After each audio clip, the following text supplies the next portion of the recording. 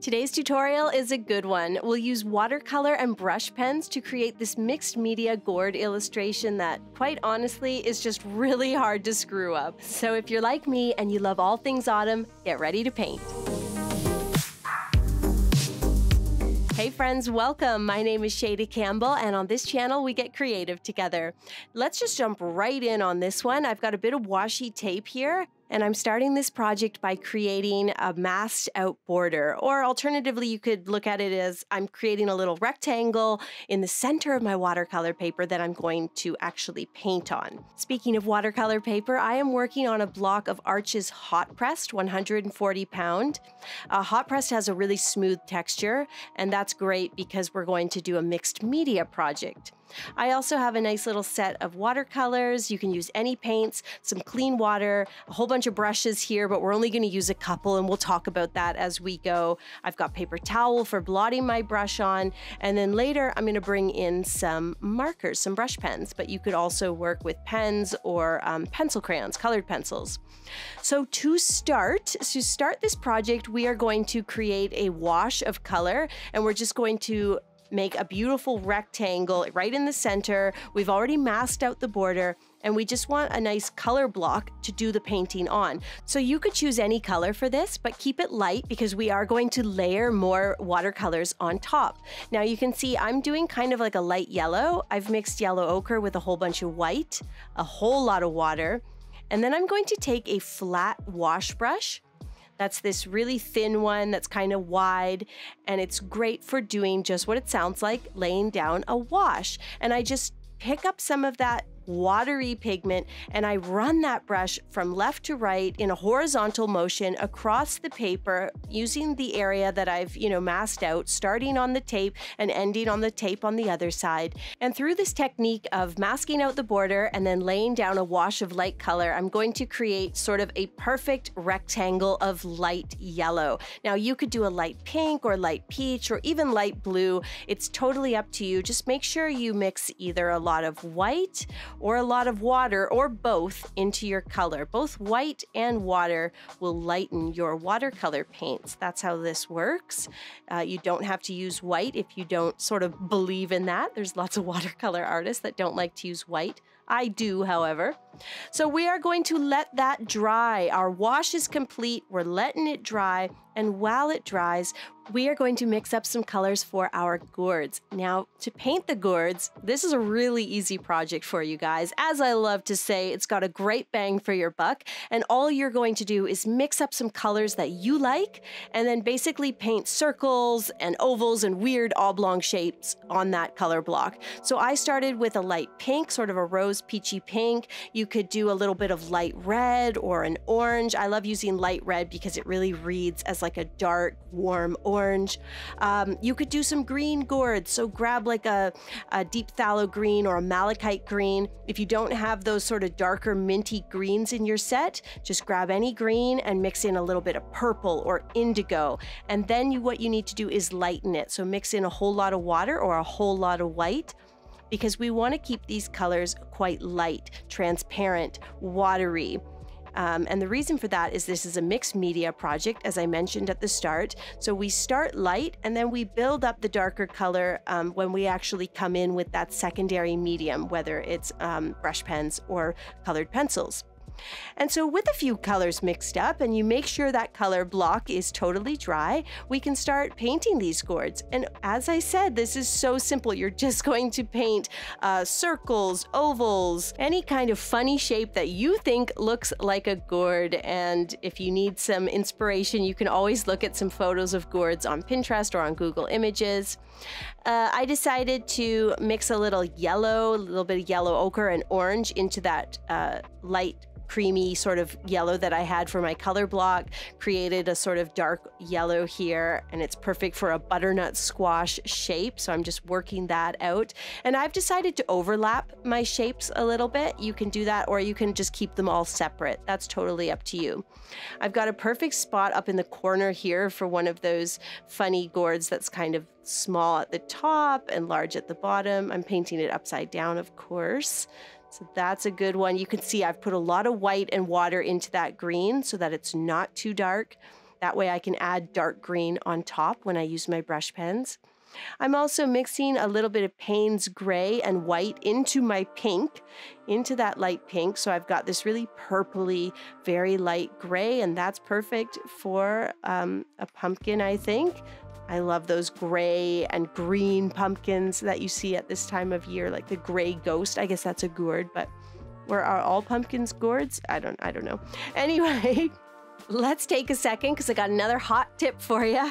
You can do a little bit of lifting on these funny shapes. So if your colors are too dark or they just look really flat, take a clean, dry brush and just press it against that wet pigment, and you can lift it. That's why this technique is called lifting, and it just creates some relief, some highlights. As I said, if your colors feel a bit flat or they're too dark, that's a good technique to employ.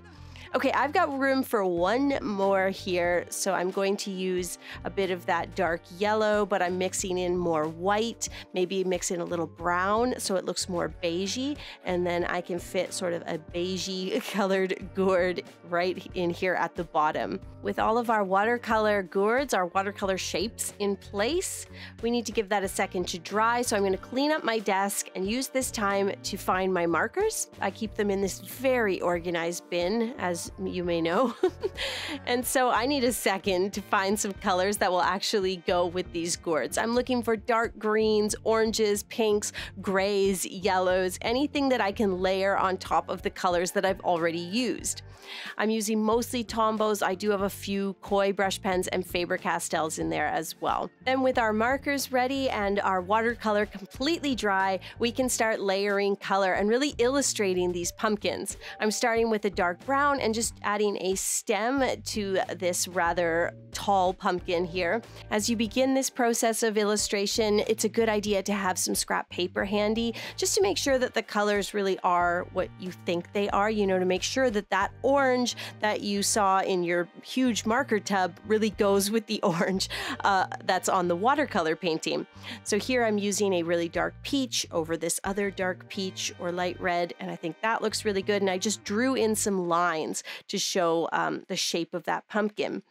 For this pink one, I want to make it look like a gourd that has those stripes. Again, look at some images on Pinterest or Google Images and get some ideas. You don't have to follow the colors exactly, but the patterns and the shapes are the most important thing when looking at those images. So follow pattern, follow shape when you're painting. And you can see I've done these really messy, large stripes, and I've colored over almost everything using the watercolor as just that little bit of lighter color that's peeking through. Next up, I want to work on this green one. So I'm testing out my dark green, making sure it's going to look good on this rather minty gourd. And I want to do thick stripes on the top 2/3. This gourd is upside down, so that's why I'm saying top. Top 2/3 of the gourd have thick stripes with that minty green just peeking through. And then at the bottom, we're going to use the dark green to do really thin lines, so it kind of reverses. And that's just an image of a gourd that I had seen online and thought I could recreate that. The most important thing when you're illustrating in this way is to make sure that your lines and your stripes, that everything's really rounded. So you want to follow the shapes that you've painted. You've painted ovals and circles. Now, as you're laying down lines, you want those lines to really curve with the oval, with the circle. To create a sense of interest and contrast and movement in this illustration, a good idea is to show the gourds from different angles. So this one we're viewing from the top. So I've done the little stem right in the center, which is just a circle. And then I've got all these lines moving out from center like the spokes of a wheel, but of course they have a little bit of a curve to them. They move with the shape of that pumpkin, or they help to create the shape of that pumpkin. Then I've done all that in brown. Then I'm coming in with a darker orange, kind of shading all around the outside, all around the perimeter, and then I just do a little bit of line shading at the top. So that creates the look of a highlight, and you really get a sense of the shape of this pumpkin. It's amazing what you can do with brush pens or colored pencils. It's so fun to work mixed media, especially if you're new to painting and you have a little more confidence with a pen or pencil in hand. This is going to feel so good because you get to add all the detail, all the difficult stuff with a pen. And so for me, when I was starting my watercolor journey, I found projects like this really empowering. As many of you know, I give bonus content every week over on my Patreon. It's a great way to support the channel and get lots of Shayda extras. For example, this week you're getting an art print of this painting, this mixed media piece that you're seeing me create right now. And then you're also going to get a coloring page, so you could use that as a reference image or just color it in with markers, pencil crayons. You know how to use a coloring page. To join my Patreon, it's $3 a month or just $33 for the entire year. Head to patreon.com/Shayda Campbell to check it out. And good news, if you're not into subscriptions, I now have a Patreon shop, so you can just purchase this coloring page, and that's that. In my Patreon shop, you'll find watercolor and illustration worksheets and lots more goodies, so be sure to check it out while you're there.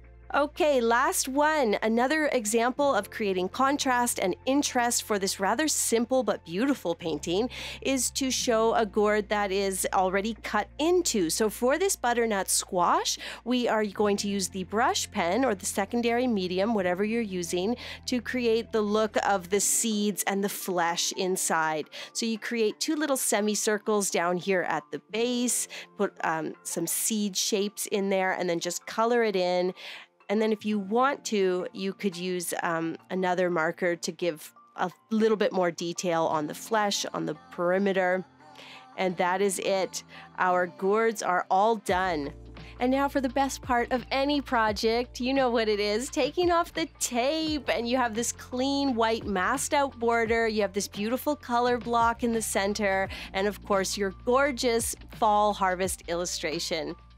Well, I'm just gonna finish up by putting like a title or a signature. You could do both, you could do either. Actually, I think I'll skip the title and just sign it. I think this would look so pretty framed and hanging in the kitchen. You know, it took an hour to create, so there, 1 hour, and you have personalized seasonal art. You could switch it out at Christmas by following another Shayda Campbell tutorial. So be sure to hit that subscribe button before you go, and then head over to Patreon to shop the coloring page or sign up for the whole year. That's good too.